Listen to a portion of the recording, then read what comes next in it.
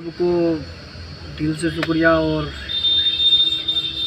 नमस्कार। तो आप सब मुझे ये बताइए यार, अभी पता लग रहा है कि जुलाई से एग्ज़ाम स्टार्ट है सबके, शायद डिग्री कॉलेज वालों के। तो यार मुझे एक बात समझ में नहीं आ पा रही यार, ये सरकार ने जो है शिक्षा को एक खेल समझ के बना दिया यार। चलो ठीक है जो भी है यार, एक मुझे आप ये बताओ, तब बच्चा कंटिन्यू कॉलेज में जाया करता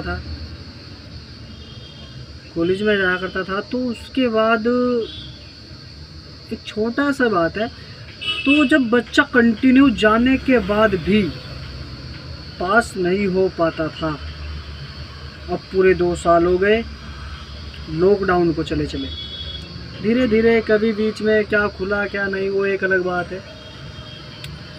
पर जो है कि अभी मुझे ये बताओ, बच्चा जो फ़िलहाल के हाल है और ये कह रहे हैं कि आपके एग्ज़ाम अभी स्टार्ट होने वाले हैं, क्या आप पास हो जाएंगे क्या बच्चे? तो ये शिक्षा को खेल ही नहीं समझ रखा क्या यार इन लोगों ने। तो आप लोगों से हाथ जोड़ता हूँ भाई साहब, आप एक काम करिएगा, इससे अच्छा कोई काम देख लीजिएगा। कोई फ़ायदा नहीं है भाई पढ़ाई में। अब बस क्या होगा,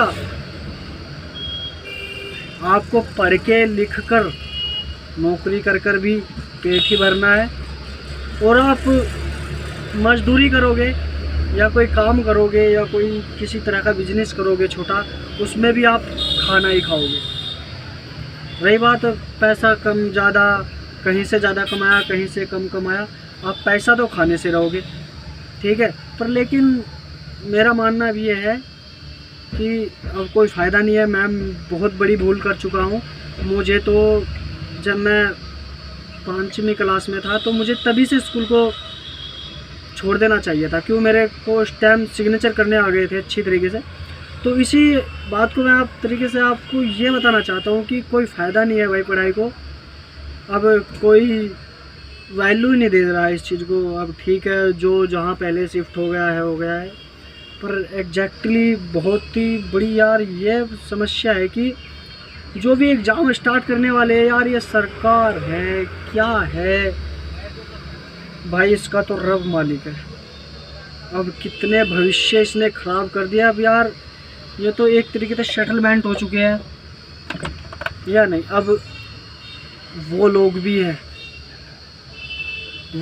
भी हैं जो किसी ना किसी तरीके से अपने बच्चे को अपना मुंह रोक कर कॉलेज में भेज रहे थे, कुछ भी कर रहे थे किसी भरोसे के लायक। पर लेकिन आज उन लाखों करोड़ों माताओं पिताओं का एक सपना इस तरह चूर हो गया है कि वो बहुत मजबूर हो गए हैं कुछ करने पे। अब इसलिए मैं आप लोगों से यही रिक्वेस्ट करता हूँ कि आप पढ़ाई में ज़्यादा इंटरेस्ट ना रखें, क्योंकि अब इस सरकार ने तो मुझे लगता नहीं कि अब सुधर पाएगा।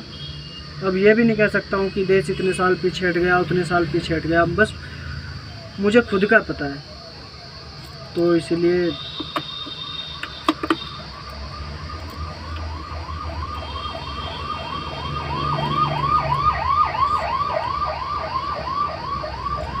इसलिए भाइयों एग्जैक्टली मैं क्या कहूँ यार पब्लिक को, क्या नहीं पता नहीं, कोई इस बात को समझेगा भी या नहीं समझेगा।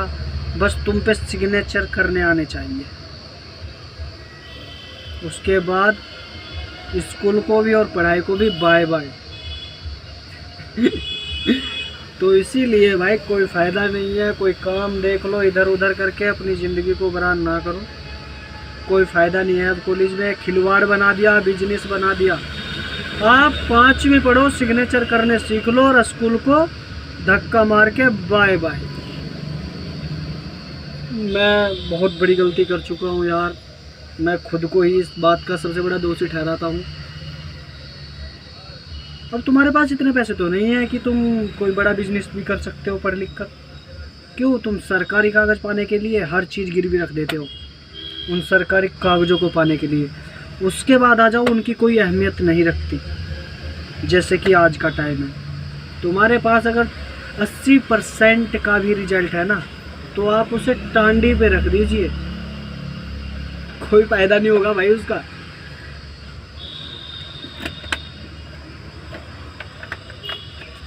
तो भाइयों प्लीज़ सॉरी, मैं आप लोगों से यही कहना चाहूँगा कि इस सरकार ने एक शिक्षा के खेल को